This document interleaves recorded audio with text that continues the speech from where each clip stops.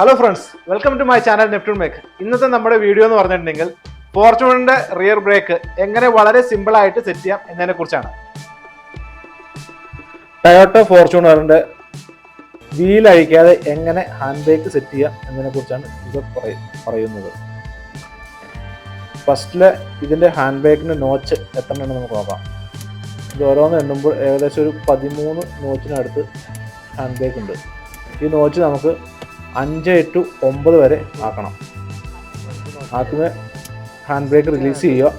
Release ചെയ്തിട്ട് ഒരു 3 notch 1, 2, 3 എന്ന് പറഞ്ഞ് 3 നോച്ച് വലിച്ചു വയ്ക്കുക.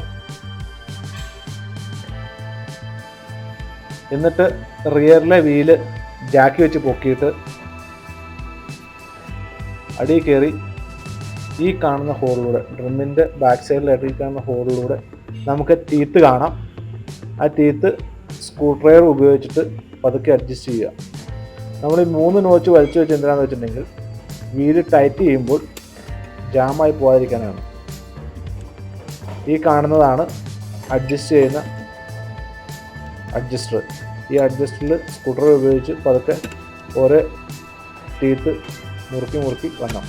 അപ്പോൾ ഡ്രമ്മേൽ കൊണ്ടു കഴിയുമ്പോൾ നല്ല ടൈറ്റ് നമ്മുടെ സ്ക്രൂ ഡ്രൈവറിന് ഫീൽ ചെയ്യും. അപ്പോൾ അത് നിർത്തുക.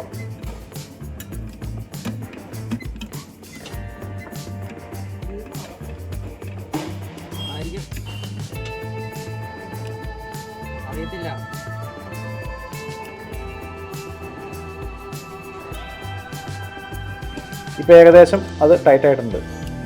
നിർത്തുക.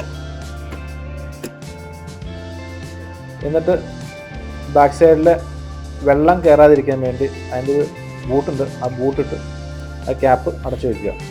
എന്നിട്ട് വീലൊന്ന് കറക്കി നോക്കുക. വീല് നല്ല ടൈറ്റായിട്ടാണ് നിൽക്കുന്നത്. വീല് കറക്കാൻ നേരത്ത് കറങ്ങുന്നില്ല. നല്ല ടൈറ്റായിട്ട് തന്നെയാണ് നിൽക്കുന്നത്. റൈറ്റ് സൈഡിലെ വീല് നോക്കി ലെഫ്റ്റ് സൈഡിൽ വീലും നോക്കുക. ലെഫ്റ്റ് സൈഡിലെ വീല് കറക്കാൻ നേരത്ത് കറങ്ങുന്നില്ല. ടൈറ്റായിട്ട് തന്നെ നിൽക്കുന്നത്. കാരണം എന്താ വെച്ചാൽ നമ്മൾ 3 നോച്ച് വലിച്ചു വെച്ചിട്ടാണ് സെറ്റ് ചെയ്തത്. അപ്പോൾ ടൈറ്റായിട്ട് നിൽക്കത്തുള്ളൂ. ഇനി നമുക്ക് ഇവിടെ വന്നിട്ട് ഹാൻഡ് ബ്രേക്ക് റിലീസ് ചെയ്യുക. 3 നോച്ച് റിലീസ് ചെയ്തിട്ട് വീണ്ടും പോയി റിയറിലെ വീല് കറക്കി നോക്കുക. റിയറിലെ വീല് ഇപ്പോൾ കറക്കാൻ നേരത്ത് ഫ്രീ ആയിട്ട് കറങ്ങുന്നുണ്ട്. റൈറ്റ് സൈഡിലെ വീല് നല്ല ഫ്രീ ആയിട്ടാണ് കറങ്ങുന്നത്. ലെഫ്റ്റ് സൈഡിലെ വീലും ഇതുപോലെ ചെക്ക് ചെയ്യുക. ലെഫ്റ്റ് സൈഡിലെ വീലും ഫ്രീ ആയിട്ടാണ്. എന്നിട്ട് ഇതിൻ്റെ നോച്ച് എത്ര ഉണ്ടെന്ന് ചെക്ക് ചെയ്യുക.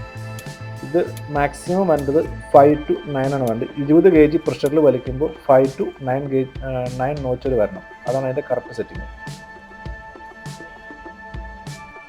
ഇന്നത്തെ വീഡിയോ എല്ലാവർക്കും ഇഷ്ടപ്പെടാൻ കരുതുന്നു. ഇഷ്ടപ്പെട്ടാൽ ലൈക്ക്, ഷെയർ ആൻഡ് സബ്സ്ക്രൈബ്. ഇതുപോലത്തെ ടെക്നിക്കൽ വീഡിയോയുമായി വീണ്ടും കാണാം.